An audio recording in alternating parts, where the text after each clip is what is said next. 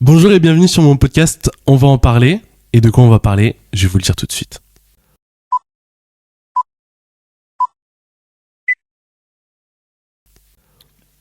Aujourd'hui, on se retrouve dans un nouvel épisode de On va en parler. On va parler aujourd'hui de l'univers paranormal. Vous savez, cet univers où il y a des choses inexplicables, scientifiquement parlant, et qui fait l'objet de plusieurs croyances et plusieurs mythes. Mais avant de lire vos anecdotes sur le paranormal, laissez-moi vous présenter mon invité, Dylan. Vas-y, je te laisse te présenter. Bonjour à tous, moi c'est Dylan et je suis présent dans ce podcast, dans les premiers invités il me semble, parce que j'adore regarder, par exemple Magla, raconter des histoires d'horreur. Ouais. J'adore tout ce qui tourne autour de l'horreur. Et donc j'ai l'honneur d'être dans les premiers invités et en plus sur la session du paranormal, donc je suis super content. Eh ben, on est content de t'avoir aujourd'hui, Dylan. Moi aussi je suis content, après je sais pas si tu veux savoir autre chose de ma vie. Eh ben, j'aimerais que tu me dises qu'est-ce que tu aimes dans le paranormal et qu'est-ce qui t'a fait venir, en fait, dans cet épisode-là. Ce que j'aime dans le paranormal, je pense que c'est tout ce qui tourne quand même autour du fantôme, de la présence, vraiment Des choses le côté atypiques, en fait. spirituel, Mm. ouais, voilà. L'horreur dans le gore, je suis pas très fan. Mhm. L'horreur dans j'aime aussi ces histoires où quelqu'un va te raconter qu'il se balade et que dans une ruelle et puis elle a réussi ou il a réussi à fuir quelqu'un qui voulait les emmener quelque part, etc. Mais là où je ressens quand même plus de frissons, où je suis plus curieux, c'est quand ça reste du paranormal, voilà, du fantôme, Des choses inexplicables, des en choses fait. inexplicables, Ok. des objets qui font du bruit, qui bougent, des portes qui claquent, etc. Les Conjuring, on les connaît. Mhm. Des trucs comme ça. Insidious. Et puis, ouais, voilà. Ok. Et ma dernière question, en un mot, est-ce que tu peux te qualifier, s'il te plaît? En un mot, le premier mot qui me vient en tête comme ça, c'est chiant. Je le confirme, je connais Dylan depuis 2 ans et c'est vrai qu'il est très très chiant. Je suis quelqu'un de chiant. Voilà. Mm. Je suis très maniaque aussi. Donc en un mot, c'est compliqué, mais je dirais enthousiaste. Enthousiaste. Ouais, parce que Ok. là, j'ai très envie de voir ce que ça va donner cet épisode. Effectivement, parce que on a eu beaucoup d'anecdotes sur le paranormal, sur l'horreur en règle générale, et vraiment il y a des choses assez croustillantes et franchement on va se régaler. Ok, Est-ce que je te donne l'honneur de lire la première anecdote ou pas? of course. Alors du coup t'as la tablette qui est juste là, Mhm. avec les anecdotes pardon, avec les titres. Tu peux cliquer dessus parce qu'on voit pas tout en entier. Ok. J'ai mis des étoiles sur celles qui sont assez croustillantes, Ok. assez waouh, tu vois. Mhm. Et je te laisse la choisir et la lire. Mhm. À toi l'honneur. Merci. Bah du coup, est-ce que je prends avec une étoile ou pas? Ah bah comme tu veux. Bon, déjà, je vais lire quelques titres. Je vais en prendre 3 au hasard, je lis les titres et puis on voit celle qu'on prend. Vas-y. Ça me fait un peu penser aussi à ce que fait parfois Magla. Oui. Mais, pardon, désolé, je te coupe. On réagira en même temps du coup de l'anecdote, etc. Si, admettons, t'as des anecdotes, tes propres anecdotes, tu peux rebondir avec. Bah, j'en ai ça. Hein. Et, on en a tous. En vrai, c'est fou, mais je crois qu'on en a tous des anecdotes paranormaux. Bah non. Une anecdote paranormale. Purée. On a tous des anecdotes Bah, en tout cas, paranormales. on a tous sûrement des événements paranormaux, des événements paranormaux. Ouais, paranormaux du coup. Mm. Bon, vas-y, lis. Alors, j'ai connu mon arrière-grand-père décédé. Là, j'en prends une avec une étoile. Je me réveillais 5 fois dans le même rêve. Ah, intéressant. Ça t'est déjà arrivé de te réveiller dans ton rêve, mais t'étais encore dans ton rêve? Moi, je sais que ça m'est déjà arrivé, quand j'étais petit, de croire que du coup je m'étais réveillé, et je crois que c'était un soir où je m'étais fait pipi au lit, enfin pipi dessus. J'étais parti aux toilettes, du coup en fait je me suis réveillé, je me suis dit bah attends, j'ai envie d'aller aux toilettes là, j'y vais, et bah du coup j'ai fait pipi au lit. Je sais pas que c'était il y a très longtemps. Oui, t'inquiète. Allez, c'est parti. Elle est longue. Prêt? Il est 5h45. Je me lève pour réveiller mon fils qui doit aller au lycée. Une fois qu'il a quitté la maison à 6h40, je repars pioncer car, même avec du café dans les veines, je suis capable de me rendormir comme si de rien n'était. Il me semble que t'es un peu comme ça, toi. Bah, de toute façon, le café, ça fait rien du tout, je trouve. Ah, en règle générale? Oui, c'est vrai, je suis un gros dormeur. Je me réveille, je prends mes lunettes, mon étui à lentilles et en quittant le lit, je remarque la couette de mon fils au sol, juste au pied du lit. Sur le coup, je réagis pas trop. Je remarque que ça bouge en dessous et la tête de mes chats en dépasse soudain. Sauf qu'ils peuvent pas se saquer et que c'est très surprenant qu'ils soient à deux sous cette couette qui n'a au final rien à foutre là. Mais Bah oui. qu'est-ce que ces deux chats faisaient là sous la Mais- couette là? C'est bizarre son histoire là. Moi, c'est surtout la couette, bah, comment elle a fait pour quitter la chambre de son fils jusqu'à le pied de son lit, quoi. Bah ça trouve le gamin il est parti, il a balancé il a pas fait le lit quoi. Et en fait les chats étaient en dessous, ils dormaient, il a pas fait gaffe, la couette Ah ouais, ça peut être rationnel. la telle bête elle a l'envers. Ouais, voilà. Et ben voilà. Alors, je me réveille, je prends mes lunettes. Par contre, j'ai du mal à comprendre là, parce que sous cette couette qui n'a au final rien à foutre là, je me réveille, je prends mes lunettes, mon étui à lentilles et je remarque que mon compagnon est réveillé à mes côtés. Donc, la deuxième fois qu'elle se réveille. Bah, c'est pas très clair, hein. Donc, la première fois, elle se réveille, il y a il y a la couette qui est devant son lit. La deuxième fois, c'est ce que tu vas raconter son mari, c'est ça? Puis elle a dit que c'était 5 fois, elle s'était réveillée 5 fois dans son rêve. Donc en fait là, elle est encore dans son rêve, mais elle se réveille encore une Ah fois. oui, mais oui, c'est Mhm. vrai, oui. Donc voilà, donc il y a Ok. cette fameuse couette, voilà. Je me réveille, Mhm. je prends mes lunettes, mon étui à lentilles et je remarque que mon compagnon est réveillé à mes côtés. Il me sourit, rejette la couverture et je remarque qu'il dormait avec une sorte de débardeur en résille. Je me marre car c'est ridicule sur le coup, mais il n'a surtout jamais eu de truc en résille. Ah, c'est bizarre. Je me réveille. Encore une fois. Je prends mes lunettes, mon étui à lentilles, toujours le même schéma au début. Pas de couette au sol, pas de chéri en résille, il dort encore. Mais ma mère déboule dans la chambre. Elle demande détendu. Quel jeu de société mon chéri adore particulièrement pour lui offrir. Ça part aussi. Et lui répond aussi détendu qu'elle. Je lui demande ce qu'elle fout là, et mon compagnon répond, mais enfin, ça fait des années que ta mère habite avec nous. Ah bon? Elle s'en rappelait plus. Je me réveille. Je prends mes lunettes, mon étui à lentilles, je débranche mon téléphone en charge, toujours en charge de mon côté du lit, comme beaucoup de personnes, et je remarque qu'en fait, il n'y a pas de smartphone, mais mon ordinateur portable. Ordi qui est toujours dans la cuisine et que je ne monte jamais. Oula, c'est bizarre. Bon, c'est un rêve, quoi. Bah ouais, mais en vrai, il a l'air quand même assez réel pour un rêve, tu vois. Bah, je sais pas. Je fais que lire un truc que quelqu'un a écrit. Bah, vu comment elle le décrit, parce que tu vois, des fois, t'as des rêves farfelus, tu te dis, ah ouais, j'ai croisé un tel, j'ai croisé le président, il était dans un avion, enfin, tu vois, ça part dans des trucs bizarres, alors que là, tu vois, c'est totalement, ça peut être réel, en fait, ça peut être vrai. Je me réveille. Je prends mes lunettes, mon étui à lentilles, mon téléphone, et même le livre que je suis en train de lire. Tout va bien, rien ne me choque. Je quitte le lit, me retourne vers mon chéri, qui émerge doucement, et là, je remarque une tête de lit avec des étagères. On n'a pas de tête de lit. Oh là là.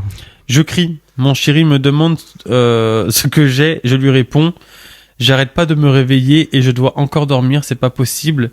Ça, la tête de lit, ça devrait pas être là. Il me répond, mais enfin, ça a toujours été là, calme-toi. Par contre, on remarquera qu'il y a sa mère qui débarque, elle crie pas, elle crie que quand elle voit sa tête de lit. Grave. Je lui dis, non, non, non, c'est pas possible, je rêve, réveille-toi, réveille-toi, réveille-toi. Je me gifle, encore et encore, je pleure, je panique. Mes tips pour m'arracher d'un cauchemar ne fonctionnent pas. J'entends de très loin la voix de mon chéri qui me demande ce que j'ai. Je me réveille, pour de bon, pour l'interrogation. secoué par mon compagnon perplexe, incapable pendant quelques secondes de dire ce que je viens de vivre.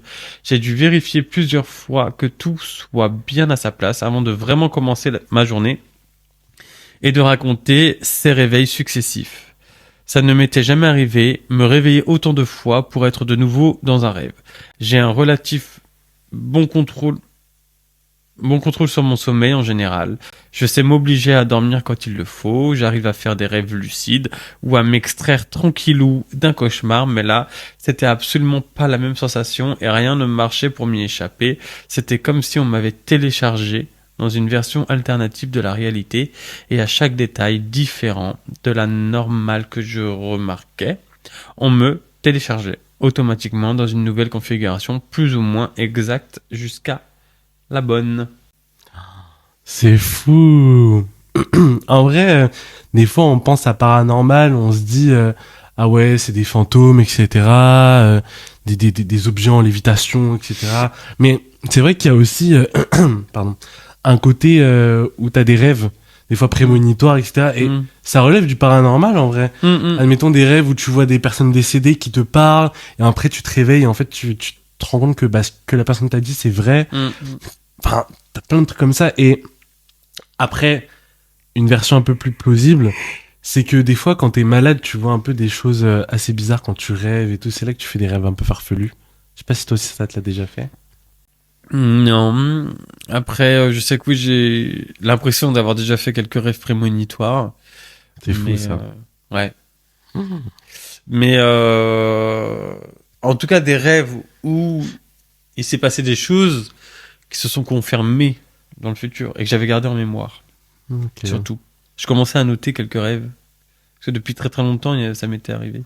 Enfin, depuis que je suis petit. Et ben moi aussi, tu sais que... Oula, pardon. Il y a eu un moment où je faisais que de voir des heures miroirs.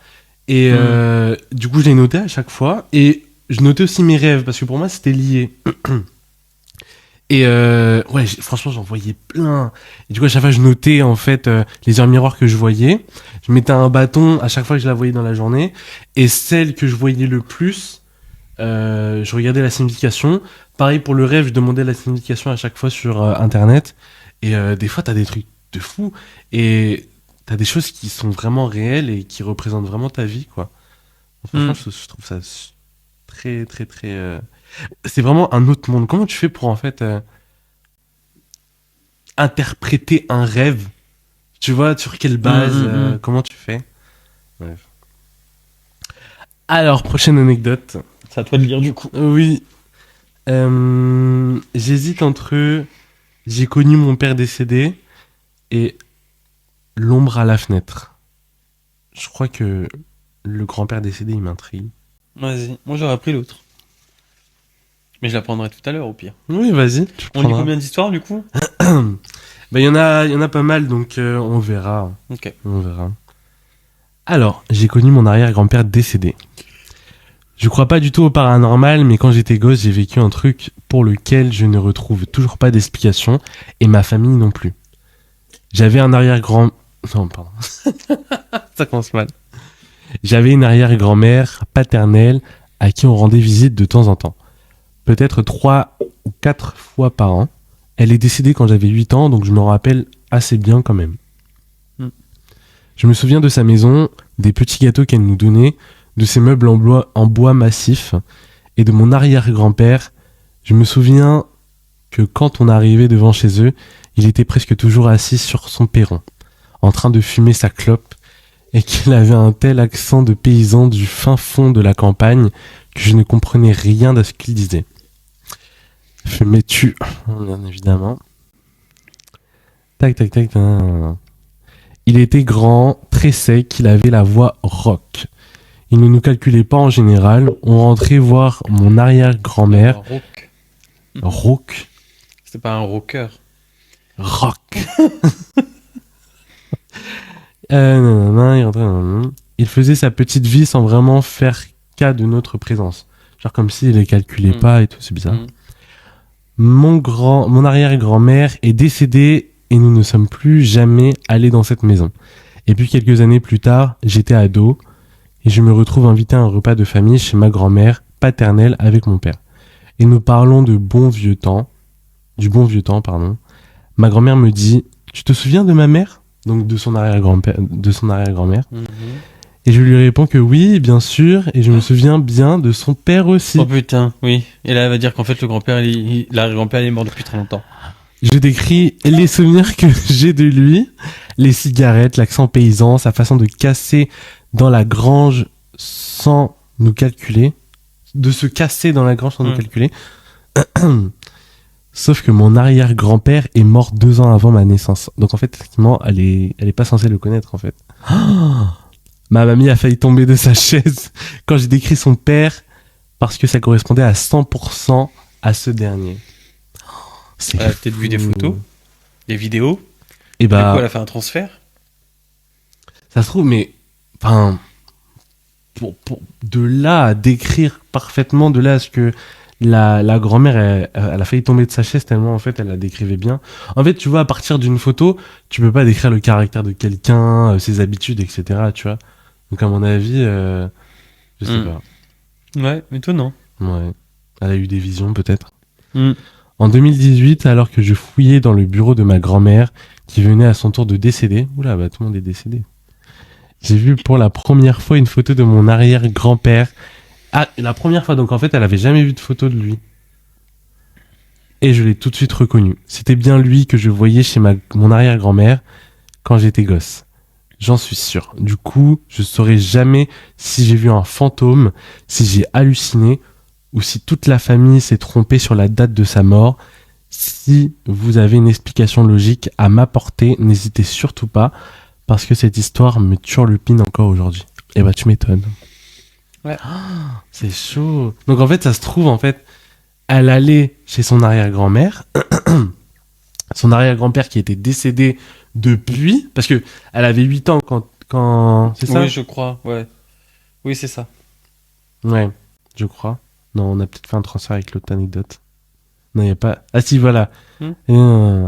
Voilà, elle est décédée quand elle avait 8 ans. Donc en fait, ton arrière-grand-père, il est décédé depuis un moment, en fait. Parce que 8 ans, c'est long. Donc elle voyait peut-être un fantôme, t'imagines, dans la maison. Après, il est dit que les enfants ont des facultés pour voir sont sensibles. que nous, on ne voit plus. Les animaux aussi, je crois. Ça voit des trucs. Bon, bah franchement, on n'aura peut-être jamais le fin mot de l'histoire. J'ai préféré celle-ci à celle d'avant. Ah ouais? Bah, celle d'avant, finalement, c'était des rêves dans des rêves. Oui. Quoi. Ouais. T'avais pas de vrais trucs réels. Alors que là, c'est un peu plus intéressant. Tu vois, elle a vu quelqu'un qui n'existait plus, déjà. Ouais, c'est ça. Là, moi, je vois le jouet ensorcelé avec une étoile. Alors, quand j'étais en primaire, on était de passage chez mon arrière-grand-mère du côté de mon père. Encore les grands-parents. Je jouais avec une peluche qu'elle avait et en partant, elle me l'a donnée. Je suis donc reparti avec. Les semaines qui ont suivi, je suis tombé malade. Pas un truc flagrant, mais un état vraiment pas bien. J'ai fait des examens et on ne trouvait rien. Je ne me rendais pas compte, mais à ce moment, ma mère était persuadée que j'avais une leucémie ou un cancer. Oh bah donc, elle était très bon augure, cette maman. Je pense deviner déjà que le jouet était peut-être... Ah bah, d'où le titre. Il était peut-être ensorcelé. Où il y avait une entité. À cette époque, je faisais beaucoup de cauchemars. J'étais souvent terrorisé dans ma chambre la nuit et j'ai ce souvenir de me réveiller dans un état de peur et d'avoir l'impression de voir une main sur mon épaule. Oula. Comme quand on regarde une ampoule et qu'on ferme les yeux et qu'on voit la marque de la lumière au fond de son œil. Ok. Ah, oui, je vois, ou quand tu regardes le soleil et tout. Un peu ce que je suis en train de subir avec ce flash. D'ailleurs, il s'est pas rééteint. Il s'est pas rééteint. Parce que tu m'as pas posé beaucoup de questions, je pense. Mais ouais, je comprends. Je vois pas de main, mais je vois plus que d'un œil. Donc je reprends. Bref, les semaines passent et désespérée, ma mère décide d'aller voir un prêtre. Je ne me souviens plus ce qui se passe. Il me parle à ma mère. Elle finit par me demander si j'ai un objet que je n'avais pas avant et que je garde avec moi. C'est marrant quand même, c'est fou le hasard. Bah, en vrai, c'est une question assez pertinente, je trouve. Je suis pas prêtre. Ouais, ouais. Ma mère connecte et on y retourne avec cette peluche. Je me souviens la voir la mettre dans un sac poubelle et nous dire qu'il allait s'en occuper. Après ça, combien de temps je ne sais plus, entre parenthèses, mon état s'est amélioré et j'ai retrouvé la forme que j'avais avant.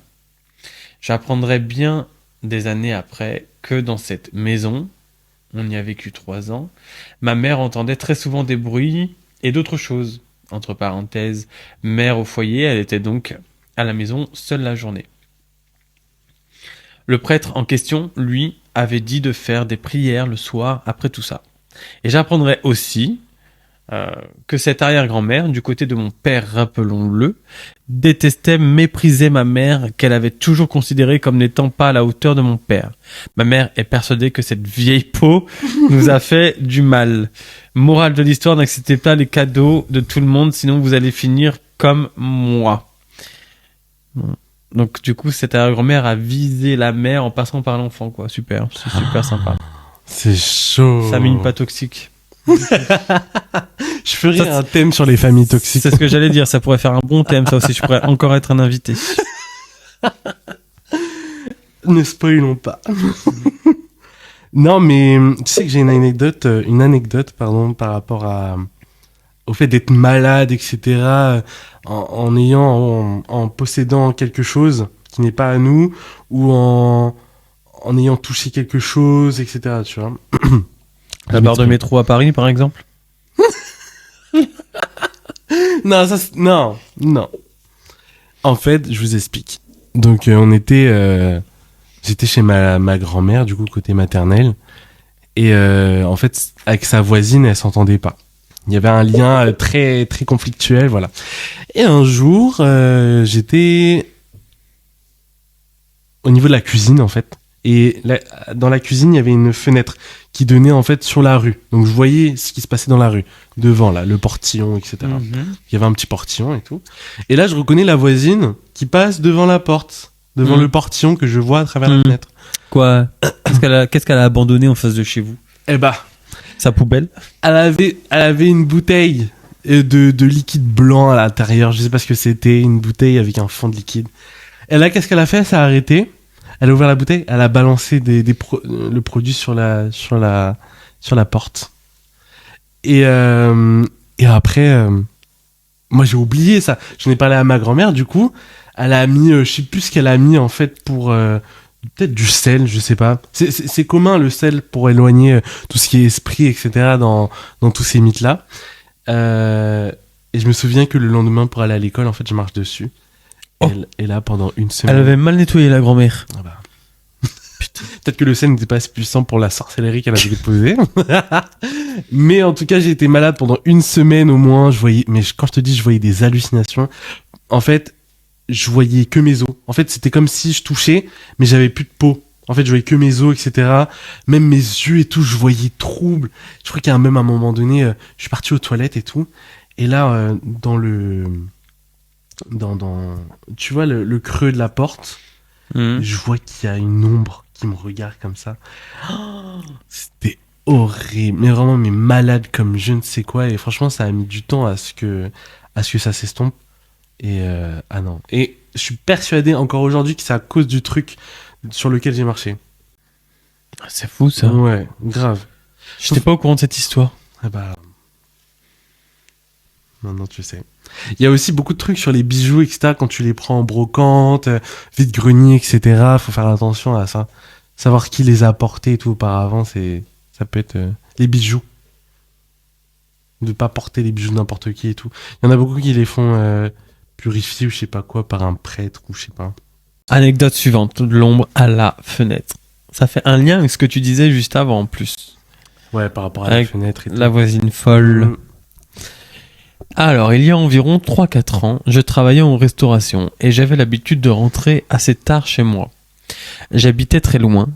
Il devait y avoir peut-être 10 minutes à pied, peut-être 15, quand je suis très fatigué. La route que je prenais à pied passait dans une rue où habitait mon père. Et c'était assez courant que la journée ou le matin, je le vois à sa fenêtre en train de fumer. Donc c'était commun de se dire coucou, de se faire coucou pendant que je continue ma route. Très impoli. C'est ton père, t'as le droit d'aller toquer à la porte et lui faire la bise quand même. Truc que tu retiens, quoi. Un jour, j'étais sur la route pour rentrer chez moi, comme c'est étonnant. Il devait être 23 heures environ. Comme d'habitude, je passe dans la rue où se trouve la maison de mon père. Et à ma grande surprise, quelqu'un était penché à sa fenêtre. Et j'ai logiquement pensé que c'était lui. Il habite seul, entre parenthèses. Donc j'ai balancé un coucou. Voilà, j'espère que tu l'as récupéré entre-temps. Ou pas pollué. Et je lui ai dit, en rigolant, d'aller se coucher car il est très tard. Bizarrement, il ne m'a pas répondu. Ah bon, peut-être parce que c'était pas lui. Oula. Ah bah, si on n'était pas sur un podcast paranormal, je me dirais c'est bizarre. Oui. Il y a un truc qui va pas. Oui. Je sais, là forcément qu'il y a quelque chose qui va pas. Nous le savons tous. Je me suis arrêté devant lui et je lui ai refait un coucou au lieu de le balancer. Tu vois ? Peut-être qu'en faisant juste coucou, ça marchait mieux que de le balancer. Oui, peut-être. Et en lui demandant si ça va. Il me répondait toujours pas. Il bougeait pas non plus. Oula, ça fait flipper. C'est une statuette. C'était vraiment une silhouette fixe. Faut savoir que la nuit, la façade de sa maison est très sombre, car les lumières éclairaient pas directement dans cette direction. Donc tout ce que je voyais était une silhouette noire penchée par la fenêtre. Mon Dieu. Du coup, j'ai commencé à flipper et j'ai tracé ma route pour vite rentrer chez moi. Chez moi, j'ai appelé mon père pour lui demander si ça allait. Il m'a dit qu'il dormait. Donc il a Donc, ouais, écrit. c'était bien pas lui. Et il a écrit pendant qu'il dormait, apparemment. Ça, c'est la légende qui le dit. Il dormait, il lui a répondu. J'ai pas osé lui raconter ce que j'ai vu, de peur de passer pour un con. Bah non. Bah ouais. À tout moment, ça aurait été un cambrioleur et tout. Enfin, Bah ouais. J'en ai parlé à ma femme, qui avait pas non plus d'explication sur ça. Quelques jours plus tard, j'ai fini par lui expliquer ce que j'ai vu, et même si au début il m'a effectivement pris pour un con, Ah bon. après assez d'insistance, il a fini par comprendre que je rigolais pas. Il m'a dit que c'était bizarre et qu'il allait demander à son ami, qui était le proprio de son appart ou maison, s'il avait bien récupéré toutes les clés des anciens locataires qui habitaient donc du coup cet appartement avant lui. Car son hypothèse était que peut-être quelqu'un avait pu entrer, même s'il en doutait fort. Il a pris l'initiative de demander, surtout pour me rassurer. Encore quelques jours plus tard, il m'a dit que son ami a évoqué l'un de ses précédents locataires qui était là bien des années avant, avait fait un double des clés de l'appartement pour sa fille, mais que apparemment il les avait perdues dehors avant la remise des clés. C'est comme ça que ça commence les squatteurs et tout. Donc c'est pas aller plus loin. Mon père m'a dit qu'il allait faire attention et depuis on a oublié cette histoire car ça s'est plus reproduit.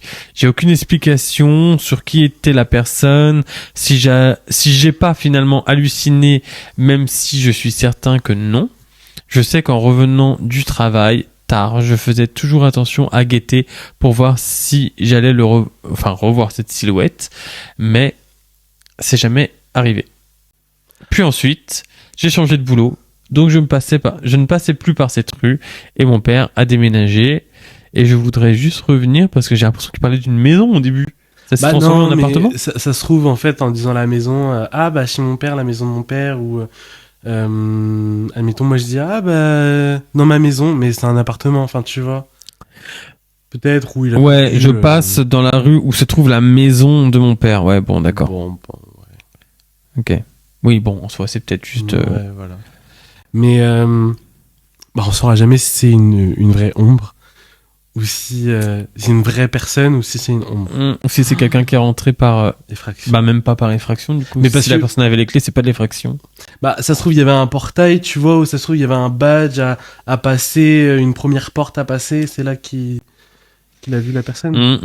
Voilà. Ouais. Mais pour moi, c'est bizarre. Quand, admettons, tu fais quelque chose de pas bien, t'es pas chez toi, t'es dans une propriété de quelqu'un d'autre, t'entends quelqu'un te dire coucou 2 fois, moi je reste pas figé là comme ça, je cours. Je sais que j'ai des choses à me reprocher, tu vois. Moi je sais Ouais, pas si aussi. je resterai comme un piqué comme ça. Bah, en soi, tu peux pas. Enfin, la personne, si elle était rentrée, elle pouvait pas savoir qui était la personne qui faisait coucou. Donc, moi, est-ce que je resterais immobile en mode choqué, en mode oh my god, mais qu'est-ce qui se passe? Genre- Surtout, faut pas que je bouge. Il me voit pas là. faut Voilà. pas que je bouge. Il me fait coucou, mais au moins, il me balance pas un coucou.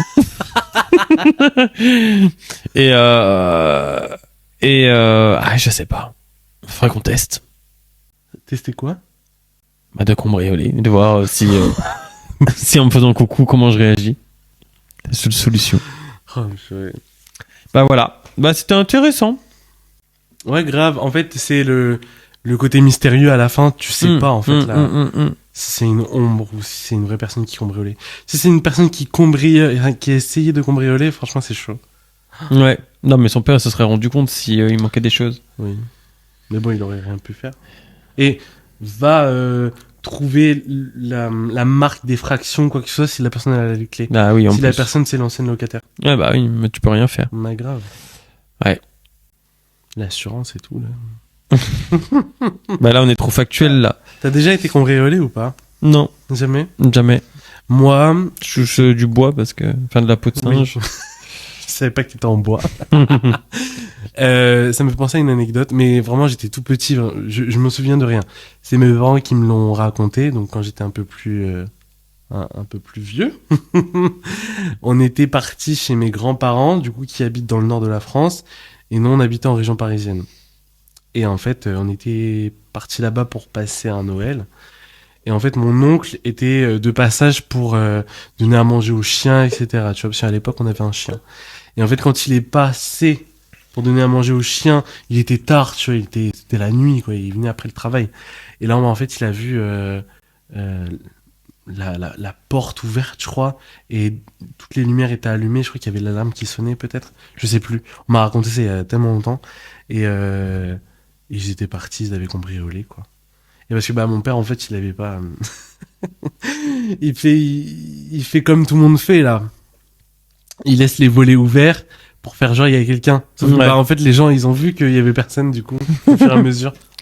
Moi aussi je les laisse ouverts bah, pour mes plantes déjà parce que sinon ça va être relou.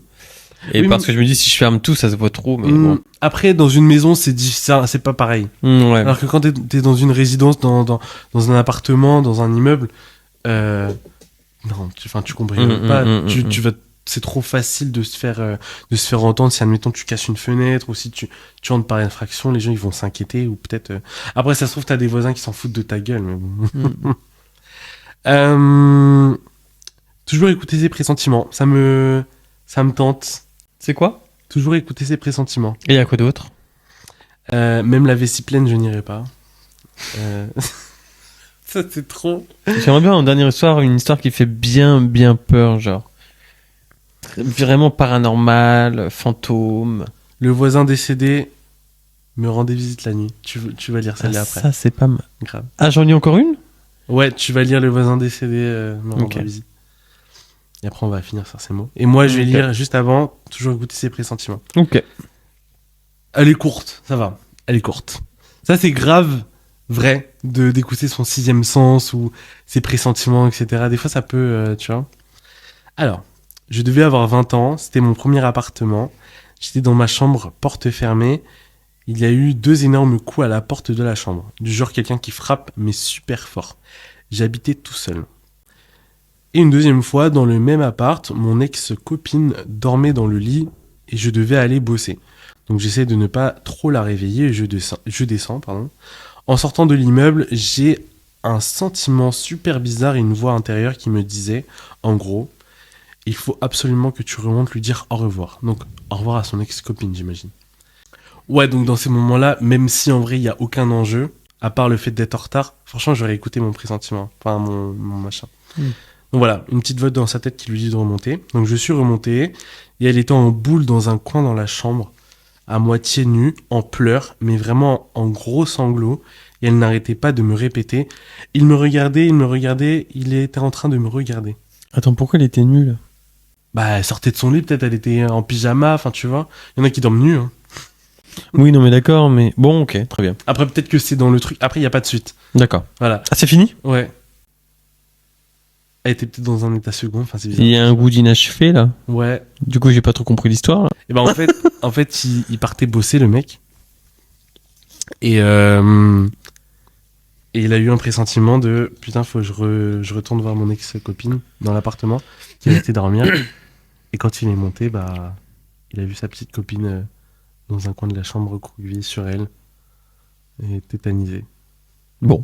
Mais moi, j'aurais voulu savoir qu'est-ce qu'elle avait vu en fait. Bah, et savoir son ressenti à elle. Qu'est-ce qu'elle a cru voir? Qu'est-ce qu'elle a vu? Qu'est-ce qu'elle a ressenti? À tout moment, c'est quelqu'un, parce qu'il y a beaucoup de trucs comme ça où t'as des gens qui attendent que tu sois tout seul vulnérable et ils t'attendent avec un couteau et tout. Et après, c'est comme ça qu'il y a des faits divers, etc.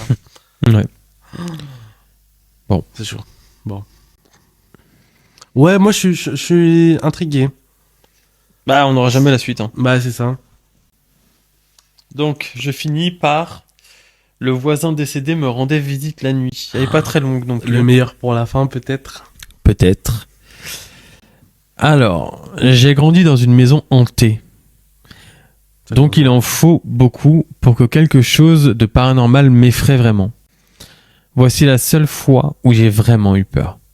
J'ai vécu dans un complexe d'appartements il y a environ 11 ans et à part quelques araignées loups terriblement grandes, je n'ai jamais entendu ni vu quoi que ce soit de paranormal. Puis le vieux mec qui habitait en face de moi a fait une fête un week-end et son frère est mort. Oula. Intoxication alcoolique. Je sais pas que ça existait, ça. Comme LTD ou je sais pas quoi, non Son corps est resté là pendant plus de 12 heures. Parce que tout le monde pensait qu'il dormait. Oh là là. Ouais, l'enfer. Après son décès, j'entendais parfois des sons étranges, mais rien de grave. Puis une nuit, j'étais allongé dans le lit avec mon tout petit, attendant qu'elle s'endorme et quelque chose a bloqué la lumière qui brillait dans la pièce depuis la salle de bain.